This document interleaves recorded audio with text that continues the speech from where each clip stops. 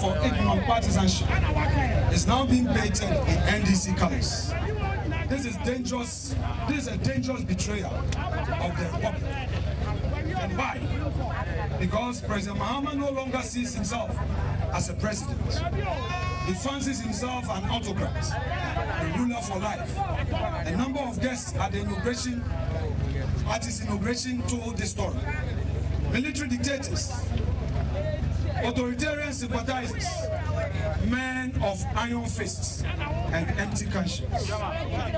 And as if to erase all that, he donned full military regalia at a recent armed forces event, parading as commander of a nation he plans to subdue, not to serve. His every gesture speaks to a sinister agenda to break the constitution, amend it, and prolong his grips on power, abetted by a judiciary he is desperate to capture. This explains the relentless siege on the judiciary. A judiciary that has stood as a last bulwark between autocracy and freedom is now his target.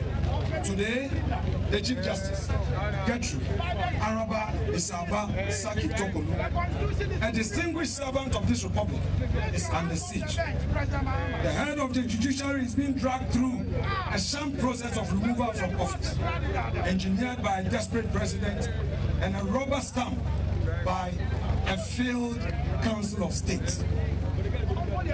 Their goal is not justice, it is intimidation. It is a warning shot to every judge: obey or be broken. They do not seek a judiciary that upholds the law. They seek one that bows to the will of a dictator. The bench bent to serve power, not principle. They seek to install kangaroo courts and a democratic facade. What is happening is no accident. It is a warning, a threat, a ruthless message to every judicial officer that dissent will be crushed and independence punished. Let us remember that the PNDC, the ideological ancestor of today's NDC, once murdered 3 High Court judges in cold blood. One of them, Justice Cecilia Grantian, was pregnant. She died with her unborn child, burned, defiled, and erased. That dark memory now casts its shadow once more as the Mahama returned with vengeance and fear as a shepherd. Let us observe a mini silence in memory of those judges who were murdered by the PNDC, the ancestor of NDC. 1 minute silence in memory of these judges who were murdered.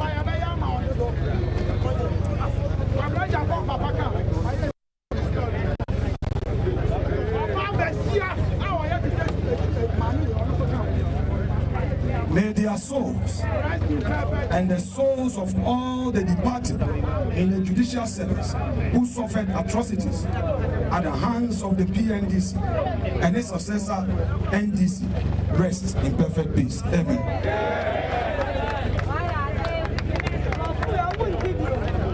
This time, instead of bullets and fire, the NDC uses nominations and intimidation.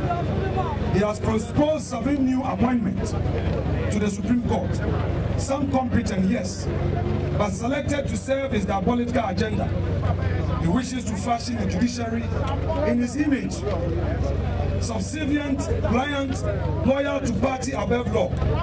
It is no coincidence that His Excellency titled his memoir "Our First Coup d'Etat," and what is unfolding in our democratic institutions appear to be the second. But the judiciary is not his only target. Since returning to power, Mahama has embarked on a sweeping purge of the public and civil service. Hundreds of hardworking Ghanaians, professionals who have served government of all stripes with dignity and skill, have been dismissed without cause or hounded into false resignation. Their only crime was refusing to wear NDC's colors and submit to its whims. This is a direct assault on the principle of neutrality in our public administration. It is a betrayal of the values enshrined in our Constitution: merit, impartiality, and service to the nation, not to any political party.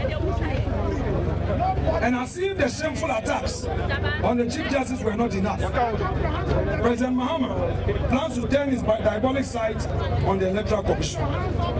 We hear NDC operatives already out there without shame calling for the removal of the ECJ. They speak of accountability, but who do they think they are misleading? The Attorney General, far from being the guardian of justice, has been reduced to a partisan stool, sweeping away prosecutions against NDC officials and now focusing on MPP officials. Now entangled in a web of allegations and counter-allegations, he has become a perfect reflection of the regime's decay, a symbol not of justice, but of rot in high office. The president himself, who boldly vowed to sanction any appointee who failed to comply with the constitutional mandate to declare assets before assuming public office, has so far failed to sanction these officials who breached his own code. Now he remains silent, lacking the courage to act. Instead of upholding the Constitution, his government issues weak denials and evasive statements, shielding the lawless while persecuting the principle. This is not leadership. It is a conspiracy of impunity, a cabal determined to protect its own and crush all who would dare to hold them accountable. Let us be clear, this is not politics as usual. This is dangerous, coordinated attack on Ghana's constitutional democracy. And that is why we march today. We march to resist the rise of a new oppressor, one who wears the cloth of democracy, but governs with the spirit of dictatorship. We march not as partisans, but as patriots. We march because of the Constitution demands it, article after article of our supreme law, and joins us to defend the Republic, not with arms, but with truth, courage, and lawful resistance. We must, as citizens, be vigilant. We must be relentless. We must use every constitutional tool at our disposal to oppose the descent into despotism.